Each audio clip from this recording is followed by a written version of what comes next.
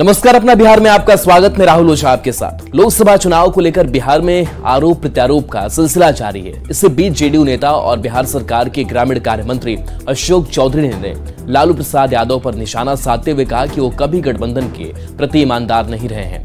गठबंधन वाले दूसरे दलों से वो लाभ तो लेते हैं, लेकिन खुद अपने सहयोगी दलों को मदद नहीं करते।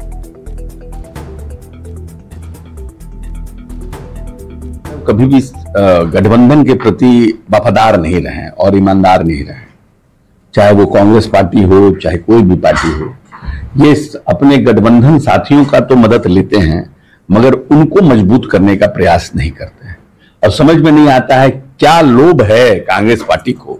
कांग्रेस पार्टी हाशिए पर चली गई जब से लालू प्रसाद यादव से अलायंस हुआ, और जब जब लालू प्रसाद यादव की स्थिति बनती है चुनाव की, तब तब कांग्रेस को लालू प्रसाद यादव औकात दिखाने का काम कर रहे हैं। मुकेश सहनी के गठबंधन में शामिल होने पर उप मुख्यमंत्री विजय कुमार सिन्हा ने निशाना साधा। विजय कुमार सिन्हा ने कहा कि सत्ता को कमाई समझने वाले की राजनीति जल्द समाप्त होगी। जाति की राजनीति करने वालों को जनता जवाब देगी। और उन्होंने आगे कहा कि बीजेपी किसी जाति की पार्टी नहीं है, सबको अधिकार देती है। आज जो जाति की राजनीति कर करके इस तरह के वातावरण बनाते हैं, उनको निराशा हाथ लगेगी। भारतीय जनता पार्टी कोई जाति की पार्टी नहीं है, हर जात का समान अधिकार है और समान अवसर है, सबको मौका मिलता है। और भारतीय जनता पार्टी तो कमल का फूल लेकर चलता है।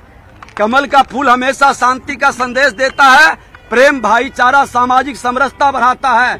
जिन खंजर भोंकने वाले लोग हैं, नरसंहार कराने वाले लोग हैं, जातीय उन्माद पैदा करने वाले लोग हैं, उसी से जाके सत्ता के लिए गलबहियां किए हैं। जनता पूछेगी इनसे कि वही जंगल राज वाले जो गुंडा राज में तब्दील कर रहा था, उस गुंडा राज वाले से क्यों गला मिला, क्यों छोड़कर भागा था। ये अवसरवादिता की राजनीति को बिहार की जनता और खास करके युवा नौजवान सबक सिखाने का यही अवसर है। नीतीश कुमार लोकसभा चुनाव में इस बार चुनावी सभा से ज्यादा रोड शो करने वाले हैं। नीतीश के रोड शो को लेकर जेडीयू के साथ साथ एनडीए के दूसरे नेता भी उत्साहित हैं। जेडीयू प्रदेश अध्यक्ष उमेश कुशवाहा ने बताया कि लगभग 1 घंटे का रोड शो होगा। इस दौरान डिमांड होने पर छोटी छोटी जनसभा को भी संबोधित करेंगे। देखिए जेडीयू प्रदेश अध्यक्ष से खास बातचीत की हमारे संवाददाता आनंद अमृतराज ने। लोकसभा चुनाव चरम पर है और बिहार में सियासी सरगर्मी भी बेहद तेज है। मुख्यमंत्री अब लगातार चुनावी दौरे पर निकल रहे हैं और इस पर पहली बार होगा जब मुख्यमंत्री चुनावी सभा के साथ साथ रोड शो भी करने वाले हैं। इसके पीछे क्या कॉन्सेप्ट है, हमारे साथ प्रदेश अध्यक्ष हैं उमेश कुशवाहा जेडीयू के। सर, मुख्यमंत्री चुनावी सभा तो करेंगे ही करेंगे, लेकिन रोड शो का आयोजन भी किया जा रहा है, पहली बार हम लोग देख रहे हैं। क्या है इसके पीछे का कॉन्सेप्ट? नहीं, लोगों का डिमांड भी हुआ है। जो हमारे प्रत्याशी चुनाव लड़ रहे हैं, चाहे जो फीडबैक मिला है, लोगों ने डिमांड किया है माननीय मुख्यमंत्री जी का भी रोड शो का, और कहीं कहीं सभा भी करेंगे। और प्रोग्राम जो है हमारा पार्टी के सभी लोग ने मिलजुल के बना भी लिया है सब जगह। और एनडीए घटक दल के जहां भी हमारे उम्मीदवार लड़ रहे हैं, वहां भी हमारे नेता प्रोग्राम दे रहे हैं, रोड शो का प्रोग्राम दे रहे हैं, और कहीं कहीं सभा में भी जा रहे हैं। आपने देखा है कि मुख्यमंत्री जी जम्मू की सभा में, माननीय प्रधानमंत्री जी की सभा में भाग लिए। और अब देख रहे हैं कि जो इस बार का जो एनडीए हमारी है, एनडीए पूरा जो एकजुट है, चट्टानी एकता की तरह है, और सभी मिलकर जो लोकतंत्र विरोधी है उसके मंसूबों को चकनाचूर करेगी। एनडीए में सीट बंटवारे में एक भी सीट नहीं मिलने से नाराज पशुपति पारस ने केंद्रीय मंत्री पद से इस्तीफा दे दिया था और माना जा रहा था कि वे नाराज हैं। लेकिन पिछले दिनों पारस ने मूड बदला और एक बार फिर से एनडीए के साथ हैं और बिहार में 40 की 40 सीट पर एनडीए के वोट बैंक को मजबूत करने में जुट गए हैं। पशुपति पारस ने कहा कि अगर जरूरत पड़ी तो वे प्रचार भी करेंगे। चिराग से मतभेद के सवाल पर पारस ने कहा कि बिहार की सभी 40 सीट पर वे काम करेंगे, चाहे वो सीट चिराग पासवान या किसी और के खाते में गई हो। जो बात मैं आज कह रहा हूं, मैं उस दिन भी कहा था कि नरेंद्र मोदी जी देश के सर्वमान्य नेता हैं, विश्व स्तर के नेता हैं, और हमारी पार्टी का और हम उनको नेता मानते हैं। और आज भी उसी के लिए बैठक हुई है। बैठक हम लोग कर रहे हैं, प्रत्येक पूरे बिहार से जिलाध्यक्षों की बैठक है, दलित सलाह पदाधिकारी की बैठक है, जितना विंग्स है हमारा उसकी बैठक है, स्टेट पदाधिकारियों की बैठक है, और उसमें सर्वसम्मति से ये प्रस्ताव पास होगा कि बिहार में 40 सीट है, चाहे किसी भी घटक का हो, 40 में 40 सीट, जिसमें 5 घटक है, भाजपा है, जनता दल यू है, उपेंद्र कुशवाहा जी हैं, श्री जीतन राम मांझी जी हैं, ये और चिराग पासवान जी हैं। 5 घटक के जो 40 उम्मीदवार हैं, हमारी पार्टी और हमारा जितना जिला का संगठन है, पूरी ईमानदारी से, निष्ठा से हमारी पार्टी बिहार में 40 लोकसभा सीट पर हम काम करेंगे और जिताने का प्रयास करेंगे। भतीजे को 5 सीट मिली है, क्या भतीजे को समर्थन खुल के करेंगे, नाराजगी सब खत्म? नहीं, मैंने तो आपको कहा कि 40 किया, किसी का सवाल नहीं है। सवाल है एनडीए को जिताना, और एनडीए के घटक दल में जो भी लोग हों, हमारी पार्टी निश्चित रूप से 40 में 40 सीट जिताने का हम प्रयास करेंगे। मुकेश सहनी की पार्टी वीआईपी ने इंडी अलायंस के साथ गठबंधन कर लिया है। वहीं दूसरी तरफ जेडीयू के नेता मुकेश सहनी पर लगातार हमला बोल रहे हैं। जेडीयू के मदन सहनी ने कहा कि वीआईपी के इंडी अलायंस में जाने से थोड़ा बहुत फायदा मिलेगा, लेकिन सब नेता का अपना अपना जनाधार है। वीआईपी का सवाल है, जो राजद के साथ गठबंधन हुई है और 3 सीट मिला है, तो इसका एक कहीं न कहीं तो राष्ट्रीय जनता दल को इसका कुछ न कुछ फायदा मिलेगा। इससे हम इनकार नहीं कर सकते हैं, क्योंकि उसी समाज से हम लोग आते हैं तो सच्चाई पता है, और वो राजनीति में उभरे हैं तो बहुत लोग उनसे जुड़े भी हैं, और लेकिन फिर भी हम लोग उसमें कोशिश करेंगे कि कम से कम उसका नुकसान हो। और हम लोग के साथ भी बहुत सारे लोग जुड़े हुए हैं, सभी जिला में जा कर के हम लोग लोगों को बताएंगे कि यह गठबंधन कहीं से भी स्वाभाविक नहीं है, और जिसके साथ इन लोगों ने गठबंधन किया है वो हमेशा से प्रताड़ित करने का काम किया है। के बाद सीटों का फॉर्मूला तय हो गया है। वहीं मुकेश सहनी की पार्टी वीआईपी के खाते में 3 सीट आई है। निषाद समाज के लोगों ने मुकेश सहनी के महागठबंधन में जाने के फैसले का स्वागत किया है। वहीं निषाद के समाज के लोगों ने मुकेश सहनी को खुद पूर्वी चंपारण से चुनाव लड़ने की मांग की है। देखिए संवाददाता अवनीश सिंह की रिपोर्ट। महागठबंधन में सीटों का फॉर्मूला तय हो गया है और मुकेश सहनी की पार्टी वीआईपी को 3 सीट मिले हैं, जिसमें पूर्वी चंपारण लोकसभा सीट भी उनके खाते में गई है और यहां से वीआईपी के प्रत्याशी अब चुनाव लड़ेंगे। देखिए, हम अभी पूर्वी चंपारण के लोकसभा क्षेत्र के चकिया विधानसभा के बैसाहा में हैं, जहां पर काफी संख्या में जो निषाद समाज के लोग हैं वो रहते हैं। उनका जीविकोपार्जन जो है वो मछली पालन या मछली बेचना है, और खासतौर पर काफी लोग संपन्न भी है। हम निषाद समाज से लोगों से ही बात करेंगे। ये बताइए कि मुकेश सहनी का जो फैसला है कि वो मोतिहारी लोकसभा सीट से उनके प्रत्याशी चुनाव लड़ेंगे, कितना उत्साह है एक निषाद समाज के होने के नाते? आप सबसे पहले तो मीडिया न्यूज 18 को, बिहार को मैं धन्यवाद देता हूं। और मुकेश सहनी की बात है, जहां से अलायंस में कोई भी आए, मैं हम लोग मुकेश सहनी के साथ है। पूरे निषाद समाज 100 में 100 उनके साथ हैं, चाहे उनका निर्णय जो भी है। महागठबंधन में जाने का उनका फैसला सही है? जी बिल्कुल सही है, महागठबंधन में जाने की फैसला बिल्कुल सही है। लड़ाई तगड़े की होगी यहाँ पे? बिल्कुल तगड़ा की होगी, और निश्चित रूप से सीट निकलेगी यहाँ से। कितना उत्साह है युवा होने के नाते? फुल 100 में 100% मुकेश सहनी को ही, वीआईपी पार्टी को ही यहाँ से टिकट निकलेगा। आप क्या चाहते हैं कि मुकेश सहनी खुद चुनाव यहाँ पे लड़े? हाँ, वो तो और भी अच्छा रहेंगे। अगर मुकेश सहनी नहीं भी आ रहा है तो वीआईपी से ही कोई तो वीआईपी से ही आएंगे, तो भी हम उन्हीं को सपोर्ट करेंगे। कितना उत्साह चाचा आपको मुकेश सहनी के इस फैसले से? बहुत उत्साह है, हम लोग वीआईपी पार्टी का ही वोट देंगे। जो बैसाहा गांव के तमाम लोग हैं, यहाँ पर निषाद समाज की काफ़ी संख्या में जनसंख्या है, वो तमाम लोगों की एक चाहत भी है कि खुद मुकेश सहनी अगर पूर्वी चंपारण लोकसभा सीट से चुनाव लड़ते हैं तो हम सभी के लिए और खुशी की बात होगी। अवनीश कुमार, न्यूज 18, पूर्वी चंपारण। पाटलिपुत्र लोकसभा सीट को लेकर बीजेपी आरजेडी ने जोर लगा दिया है। एक तरफ बीजेपी के रामकृपाल अपने वोटरों से मिल रहे हैं, तो दूसरी तरफ मिसा भारती भी पीछे नहीं है। इस दौरान मिसा भारती ने रामकृपाल पर निशाना साधते हुए कहा कि विकास का कोई काम नहीं किया गया है। वहीं रामकृपाल ने भी पलटवार करते हुए कहा कि बरसाती मेढक अब पाटलिपुत्र में दिखने लगे हैं। फिर भी अंधभक्त जो है वही लोग तो गंद फैला रहे हैं। देखिए, जो डबल इंजन की सरकार है भाजपा और एनडीए, सिर्फ उनका मकसद होता है कि चुनाव के समय लोगों को कैसे बहला के फुसला के उनका वोट ले ले।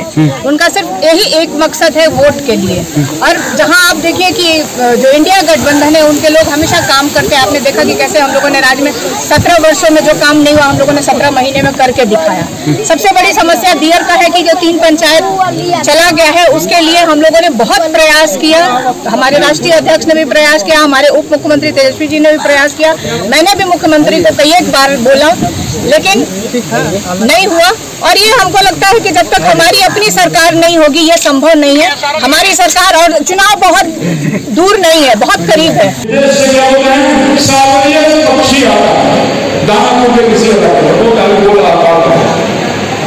उसी तरह से 5 साल में कोई आया है मौसम में जब चुनाव होगा, निर्णय आपको करना है। हमने कोई भेदभाव नहीं किया, हमारी पार्टी की पॉलिसी भी है तो हम किसी के भेदभाव नहीं करते। मैं हाथ जो भी लगा या जो भी बनाया उससे सुनने को साथ है, जितना बन सकता है हमने सेवा करने का काम किया है। और मैं ये दावा नहीं करता, मगर मैं जरूर कहता हूं कि जितना अधिक समय एक सांसद के रूप में आपके बीच में मैं देने का काम किया हूं, मैं ये कह सकता हूं कि शायद कोई ऐसा सांसद होगा पहले कांग्रेस होगा कि कितना टाइम देता होगा। लोकसभा चुनाव में सीमांचल के इलाके में अल्पसंख्यकों का वोट चुनाव के लिए निर्णायक साबित होता है। महागठबंधन से आरजेडी के अशफाक करीम को टिकट नहीं मिलने पर उन्होंने कांग्रेस प्रत्याशी तारिक अनवर के पक्ष में वोट देने की अपील की है। अल्पसंख्यक वोट एकजुट होने से कटिहार सीट पर जेडीयू के लिए संकट के सवाल पर जेडीयू प्रदेश उपाध्यक्ष ने कहा कि अल्पसंख्यक समाज भी अब विकास के मुद्दे पर नरेंद्र मोदी और नीतीश कुमार को वोट करने के लिए तैयार है। की राजनीति में जो होता है वो हुआ, यहाँ कांग्रेस के खाते में गई, पूर्णिया में राजद के खाते में चली गई, जिसके कारण यहाँ की सीट कांग्रेस को मिल गई। और आज तारिक अनवर साहब चुनाव लड़ रहे हैं, बहुत पुराने हैं, बहुत दिनों से हैं, कटिहार में एमपी रहे, लगभग 11 बार लड़े हैं, जहाँ तक मुझे याद है 5 बार जीते हैं और शायद 12वीं बार फिर लड़ रहे हैं। देखिए, हमको उससे कोई फर्क नहीं पड़ता और उनका अपना फैसला है, उनकी अपनी एक रणनीति है। कोई हमसे पूछ के ना उन्होंने कैंडिडेट दिया था, ना हमसे पूछ के उन्होंने विड्रॉ किया है। तो जहाँ तक के कटिहार का सवाल है, कटिहार के जो लोग हैं, यहाँ के मतदाता है, उनकी जो मानसिकता है वो इन चीज़ों से ऊपर है। देखिए, बिहार में जिस तरह से नीतीश कुमार ने सभी वर्गों के लिए काम किया है, खासकर मुसलमानों के लिए जो काम किया है वो पूरे हिंदुस्तान में किसी मुख्यमंत्री ने नहीं किया है। और इस बार जो लोग समझते थे कि सीमांचल का एरिया चारागाह है, अब उस दिन चला गया है। ओवैसी को भी लग गया था कि इस बार हमारा यहाँ 10,000 भी वोट आने वाला नहीं है, इसलिए उन्होंने अपने आप को वापस किया यहाँ से। वीआईपी प्रमुख मुकेश सहनी के महागठबंधन में आने पर जेडीयू सांसद संजय झा ने कहा कि इससे एनडीए को कोई नुकसान नहीं होगा। चुनाव प्रचार चल रहा है, 40 की 40 सीट हम लोग जीतेंगे। संजय झा ने कहा कि 18 साल से सीएम नीतीश कुमार ने कभी भी पर्सनल लेवल पर, परिवार लेवल पर राजनीति नहीं की। कोई नुकसान नहीं होगा। एनडीए का चुनाव प्रचार चल रहा है और 40 सीट पर हमारे प्रत्याशी डिक्लेयर हैं और जो माहौल देश का है, किसको प्रधानमंत्री बनाना है, कौन सी सरकार बनानी है, वो बिहार के लोग जानते हैं। आरजेडी ने अभी तक अपने ऑफिशियली अनाउंसमेंट नहीं किए हैं कैंडिडेट्स के साथ, इधर जेडीयू बीजेपी के सभी कैंडिडेट्स अनाउंस है। ना, मैं अपनी बात कह सकता हूँ, जो एनडीए की बात है, एनडीए में बहुत कोहेसिव तरीके से पूरा कैंपेन चल रहा है। सारण से आरजेडी प्रत्याशी और लालू प्रसाद की बेटी रोहिणी आचार्य को लेकर सम्राट चौधरी ने बड़ा बयान दिया है। रोहिणी आचार्य द्वारा पुलिस के दुरुपयोग के आरोपों पर सम्राट चौधरी ने कहा कि लालू परिवार का मतलब ही गुंडा राज स्थापित करना है। लालू परिवार का मतलब है लूट खसोट स्थापित करना। ये लोग कानून तोड़कर आगे बढ़ते हैं, जिसकी शिकायत चुनाव आयोग में की गई है। अब चुनाव आयोग को इस पर कार्रवाई करनी है। सुरक्षाकर्मियों का दुरुपयोग कर रहे हैं। रोहिणी आचार्य के सभा में उनके सुरक्षा प्रभारी गए हुए थे, आचार संहिता जांच वगैरह कर रहे हैं राज्य निर्वाचन आयोग या इलेक्शन कमीशन इस पे अपना कॉन्ग्रेस ले, लोगों ने आवेदन दिए हैं, उस पर कार्रवाई करनी चाहिए। इस तरह की सर जो मतलब ये कि अरे तो लालू जी के परिवार से आप क्या अपेक्षा करते हैं? लालू जी के परिवार का मतलब ही है गुंडा राज स्थापित करना, भ्रष्टाचार स्थापित करना, लूट खसोट स्थापित करना और कानून को तोड़कर आगे बढ़ना, यही लालू जी का परिचय है।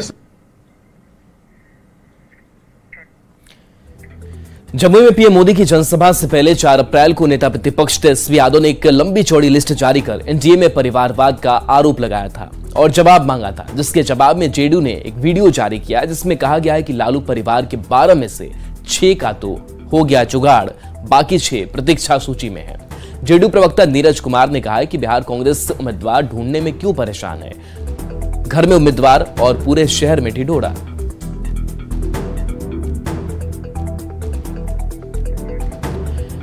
तो देखिए, तेजस्वी ने आरोप लगाए थे और इस आरोप के जरिए उन्होंने बताया था कि परिवारवाद किस तरीके से एनडीए में भी हावी है, जिसका जवाब जेडीयू की तरफ से आया है। जेडीयू के प्रवक्ता नीरज कुमार की तरफ से एक वीडियो जारी किया गया जिसमें सदस्यों की संख्या बताई गई है कि 12 में से 6 का तो जुगाड़ हो गया है, बाकी 6 प्रतीक्षा सूची में है। साथ ही नीरज कुमार ये भी कहते हैं कि बिहार कांग्रेस उम्मीदवार ढूंढने में परेशान क्यों है।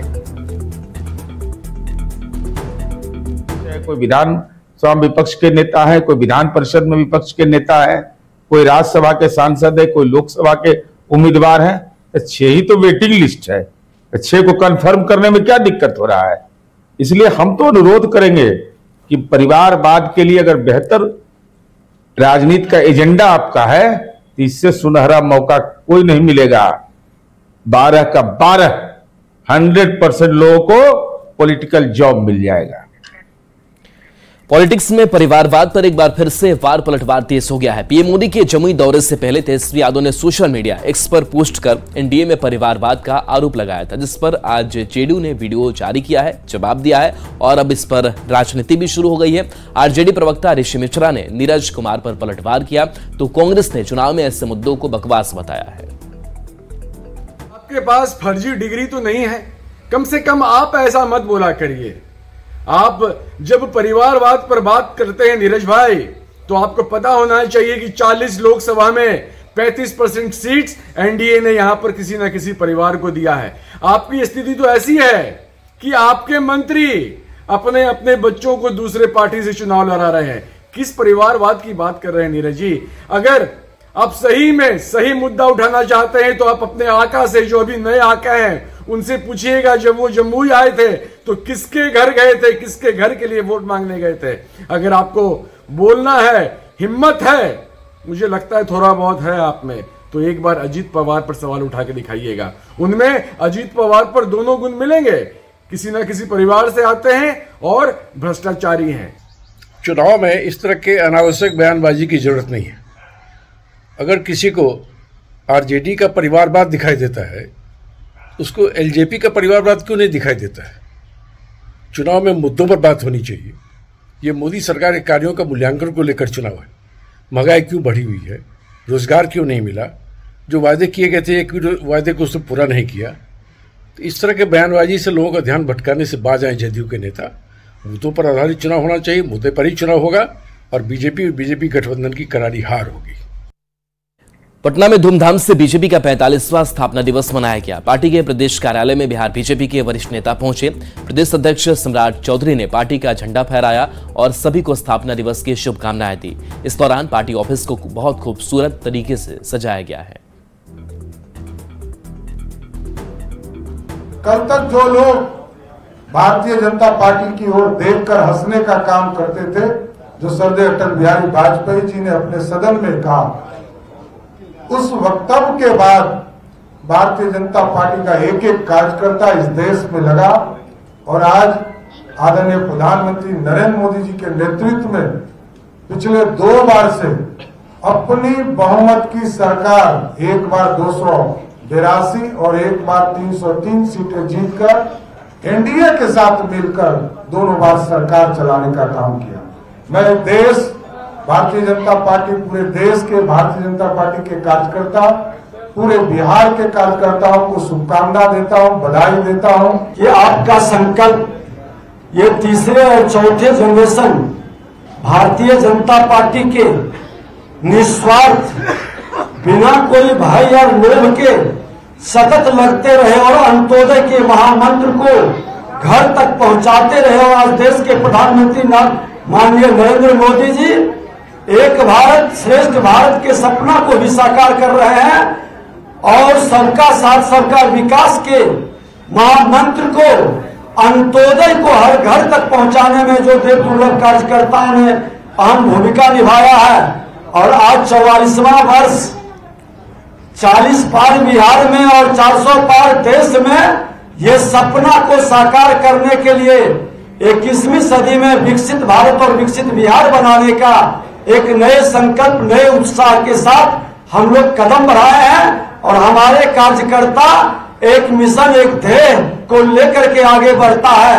ये राजनीतिक सामाजिक कार्यकर्ता के साथ साथ अपने राष्ट्र के प्रति समर्पित है। राष्ट्रवाद के महामंत्र देश के प्रधानमंत्री जी का सब समाज को इससे जोड़कर आगे बढ़ने के यही आज संकल्प लेने का दिन है।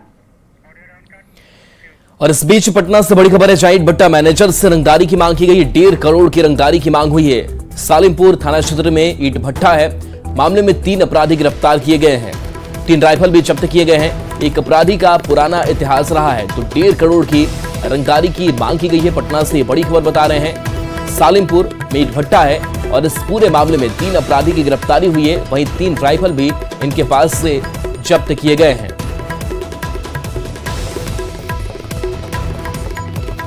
तो पटना से बड़ी खबर बता रहे हैं, जहां ईंट भट्टा मैनेजर से रंगदारी की मांग की गई।